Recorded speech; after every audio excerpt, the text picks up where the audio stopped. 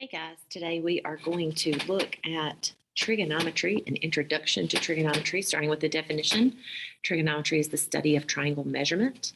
There are trigonometric ratios. There are actually 6 of them, and we are looking at the first 3 today.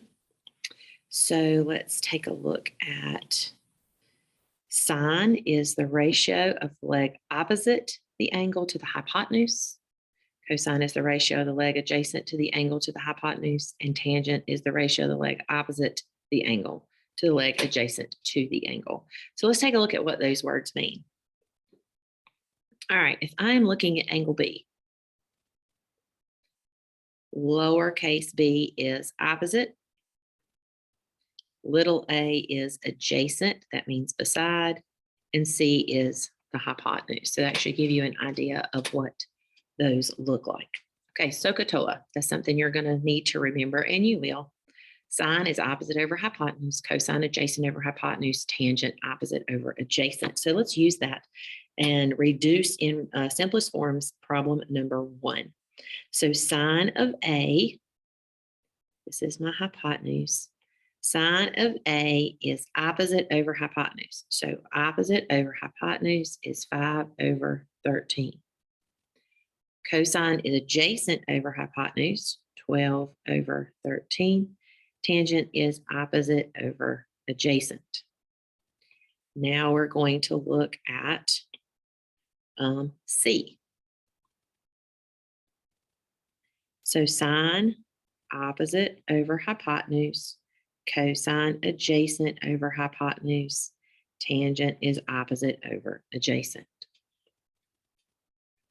Taking a look at problem number 3, we have a missing side. So Pythagorean theorem, 16 squared plus x squared equals 34 squared. And using your calculator, subtracting 16 squared and taking the square root means x is equal to 30. So the sine of L is opposite over hypotenuse, which reduces to 15 over 17. Cosine of L is adjacent over hypotenuse, 8 over 17. And tangent is opposite over adjacent, which is 15 over 8. Okay, sine of M, opposite over hypotenuse, 8 over 17. Adjacent over hypotenuse, 15 over 17. And opposite over adjacent is 8 over 15. Now, we're going to look at how to find missing sides with trig ratios. First and foremost, your calculator needs to be in degree mode. If it's in radian mode, they'll all be wrong. So make sure that you are paying attention to that. Second thing is you look at your diagram. What are you given? We're given an angle measure of 28. We're given the opposite side and the hypotenuse. So if we're thinking about SOHCAHTOA,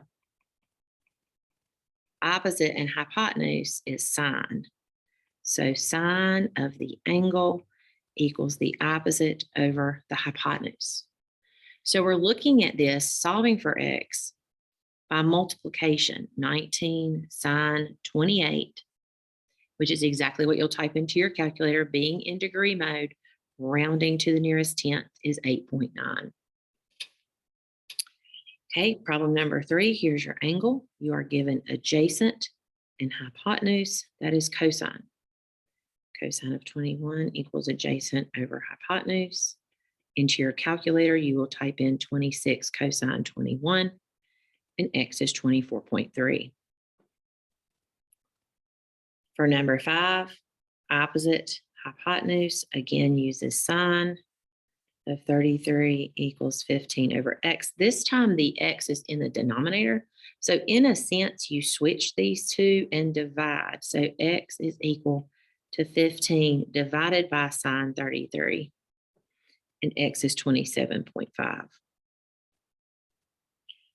Okay, we have x here. We have 72. This is opposite and adjacent. So we're going to use tangent.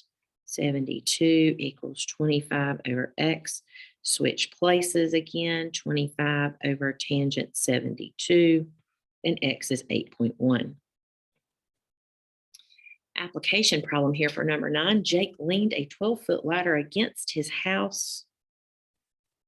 So here's our ladder. This is 12 feet.